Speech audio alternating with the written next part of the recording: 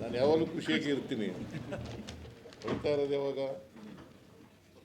ಅಥವಾ ವ್ಯಸನ ಮಾಡೋದು ಯಾವಾಗ? ನಾನು ಯಾವತ್ತೂ ಖುಷಿಯಾಗಿ ಇರ್ತೀನಿ. ಜನ ಯಾವಾಗಲೂ ಖುಷಿಯಾಗಿ ಇಟ್ಟಿದ್ದಾರೆ ನನಗೆ. ಓಕೆ, ಮೊದಲಿಗೆ ಎರಡು ವಿಚಾರಗಳ ಬಗ್ಗೆ ಇವತ್ತು ನಿಮ್ಮನ್ನು ಭೇಟಿ ಮಾಡ್ತಕ್ಕಂಥ ಕಾರ್ಯಕ್ರಮ ಇರ್ತಕ್ಕಂಥದ್ದು. ಒಂದನೇದು, ನಮ್ಮ ಶೃಂಗೇರಿ MLA ರಾಜೇಗೌಡ ಅವ್ರದ್ದು ಕೋರ್ಟ್ನ ಆದೇಶದ ಮೇಲೆ ಮರು ಎಣಿಕೆ ಆಯಿತು. ಪೋಸ್ಟಲ್ ಬ್ಯಾಲೆಟ್ ಪೇಪರ್ಗಳು ಮರು ಎಣಿಕೆ ಆಯಿತು.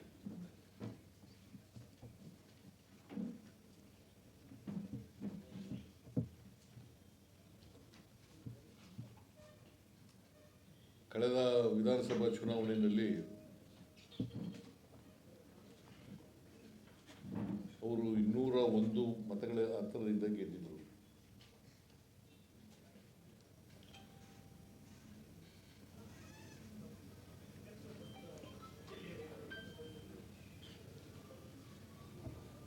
ರಾಜೇಗೌಡರಿಗೆ 59,171 ಮತಗಳು ಬಂದಿದ್ದವು. 59,171 ಮತಗಳು ಬಂದಿದ್ದವು. DN ಜೀವರಾಜ್ ಅವರಿಗೆ, ಅವರ ಎದುರಾಳಿ ಬಿಜೆಪಿಯ ಅಭ್ಯರ್ಥಿ,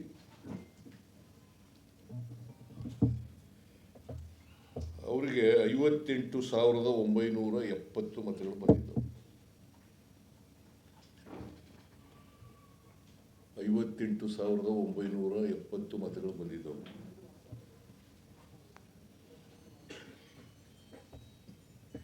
ರಾಜೇಗೌಡರಿಗೆ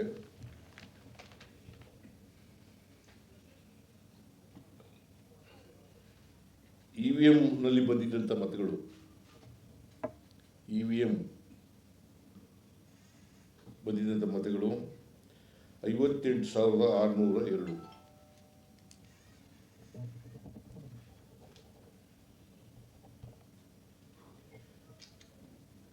ಮತ್ತು ಪೋಸ್ಟಲ್ನಲ್ಲಿ ಬಂದಿದ್ದಂಥ ಮತಗಳು 569.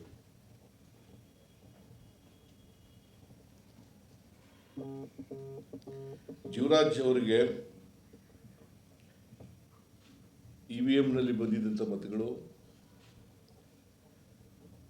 58,278.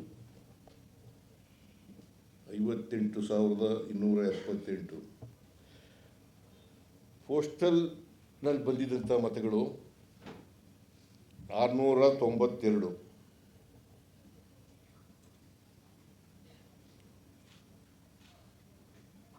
ಸೊ ಒಟ್ಟಾರೆಯಾಗಿ 201 ಮತಗಳಿಂದ ರಾಜೇಗೌಡರು ಗೆದ್ದಿದ್ದರು. ಇವೆಲ್ಲವೂ ಕೂಡ ವ್ಯಾಲಿಡ್ ಮತಗಳು ಅಂತೇಳಿ returning officer, assistant returning officer ಮತ್ತು ಏಜೆಂಟ್ಗಳು,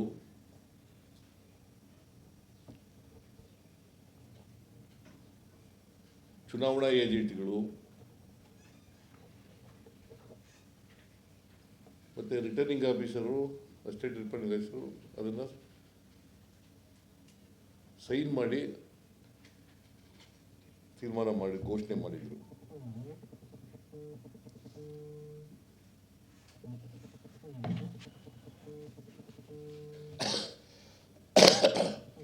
ಇದಾದಮೇಲೆ, ಘೋಷಣೆ ಆದಮೇಲೆ ಬಿಜೆಪಿ ಅಭ್ಯರ್ಥಿ ಜೀವರಾಜ್ ಅವರು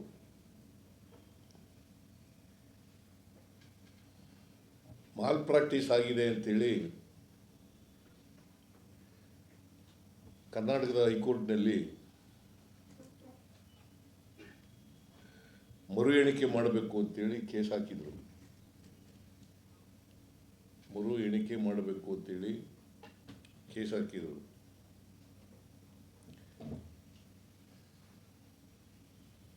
ಅವರ ಅರ್ಜಿಯನ್ನು ಪುರಸ್ಕರಿಸಿ ಉಚ್ಚ ನ್ಯಾಯಾಲಯ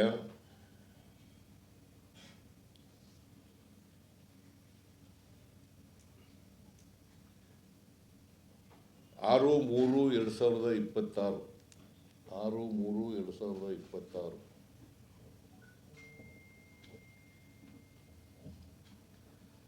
ಒಂದು ಡೈರೆಕ್ಷನ್ ಕೊಡ್ತದೆ.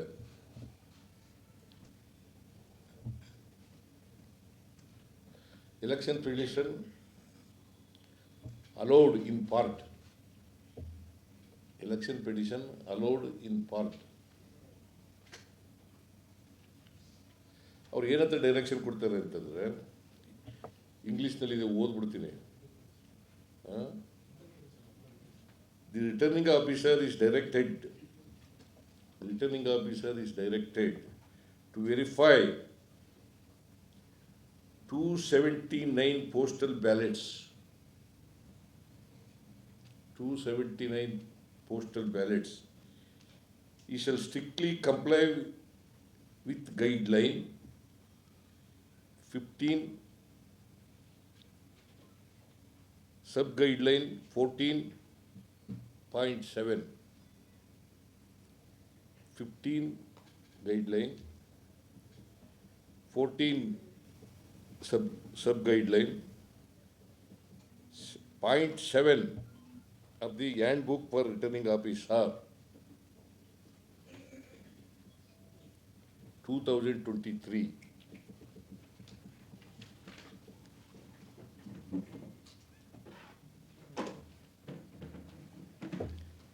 And also ascertain whether the rejected postal ballot suffered from any substantial defect.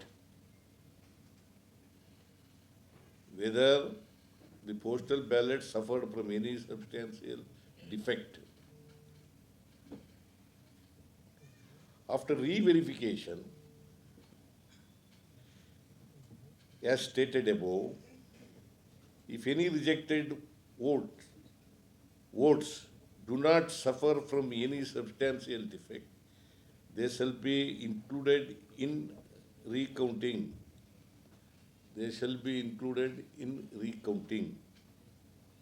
And the returning officer shall recount all the postal ballots and issue a press declaration.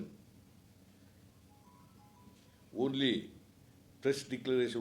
if there is any change in the number of votes secured by the petitioner or respondent number 1. Respondent number 1, Rajegowda. ಇದು ಕೋರ್ಟ್ನ direction. ನೀವು ಮರು ಎಣಿಕೆ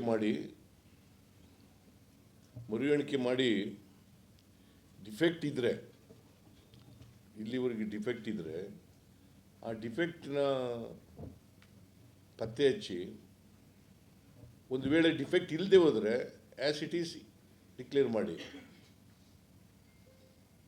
ಅವನ್ನ ಕೌಂಟಿಂಗಿಗೆ ತಗೊಳ್ಳಿ, ಇಲ್ಲದೆ ಹೋದರೆ reject ಮಾಡಿ ಅಂತ ಹೇಳ್ತಾರೆ.